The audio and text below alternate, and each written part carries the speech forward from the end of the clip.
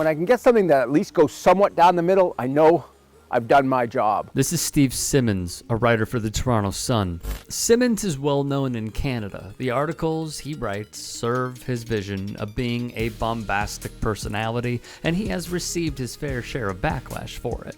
And I can guarantee you every single black hockey player has, been called, a racial slur at some point in their career. The latest involves 14-year NHL veteran Wayne Simmons. It's been a tough road, and obviously I bumped in a lot of barriers with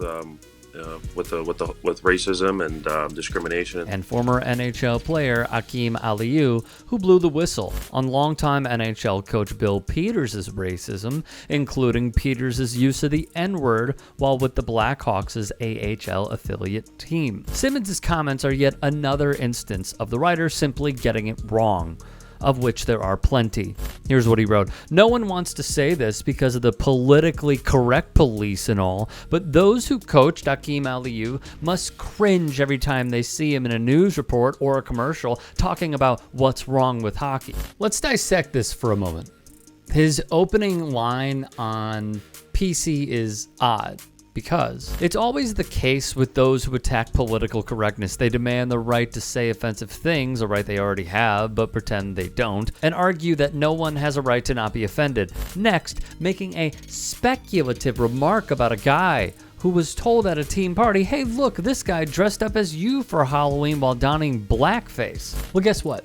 Those same coaches let him down, including Peters. If he, along with others who think like him, are peeved at Aliou tackling racism in hockey, then Hakeem is clearly doing something right, including him joining the Hockey Diversity Alliance with one mission: to eradicate racism and intolerance in hockey while getting more POCs to play the game. Respectfully, if one were a former coach of Hakeem Aliou's, who believes in diversity, who believes in anti-racism, who believes in inclusivity, they would be proud. Simmons is just showing us who he is at this point. And we pick up where Simmons left off.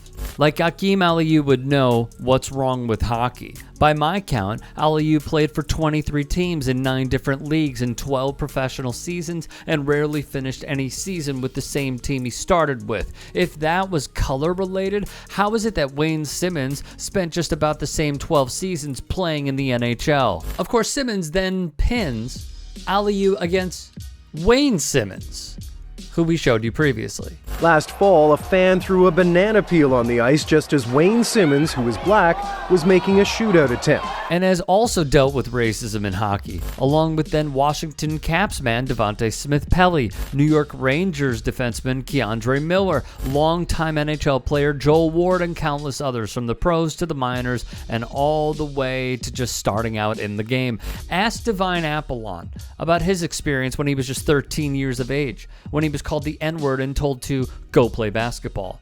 Ask Ty Cornette of his experience at the age of 10 when he dealt with racism in hockey.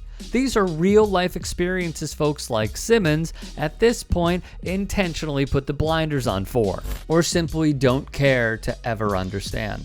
There is little to no representation in the game. That is why Hakeem Aliou and many more have been trying to change it. I really don't appreciate what you're trying to do, Steve Simmons. Your article was asinine and in no way reflects the real plight that myself, Hakeem, and other players of color go through, wrote Wayne Simmons. Only reason I'm addressing this is because it's all over the internet. I've seen Steve talk negatively about me for some time now, and the funny thing is I've never spoken to him or met him in my life. I actually found out about what he said through other members of the Hockey Diversity Alliance. People like Steve are what's wrong with society.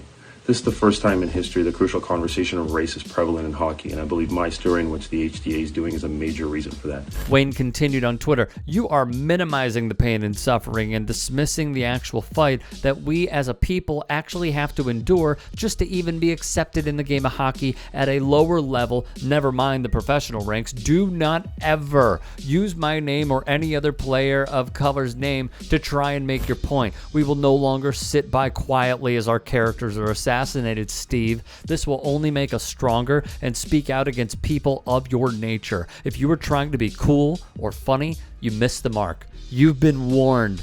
P.S. This is me being nice. You have absolutely no clue, Steve, what I and my family have been through both physically and emotionally since I started playing hockey and the scars it has left. The real question here is, are you saying there's no racism in the game with everything that's gone on? What actually are you trying to do by comparing myself to Wayne, who is actually an incredible leader in the space and is promoting the same message as I? What coaches are you referring to? Guys like Bill Peters? Are you saying I didn't get called to get sent down to the East Coast League when I was actually leading my AHL team in scoring in my first professional season? Are you saying I wasn't hazed in my rookie year in the OHL, made to strip naked in a bathroom with 5 other men, and afterward got my teeth cross-checked out for not wanting to do it again, and then subsequently getting blackballed by all of Hockey Canada as I watch my stock drop? You're a racist and you're an arrogant, and you have zero credibility and respect from even your own peers in the media space and athletes alike. And if the Toronto Sun had any integrity whatsoever, you would never write another column again. Once again, I'm going to tell you, you will never divide us. We're just going to be stronger together.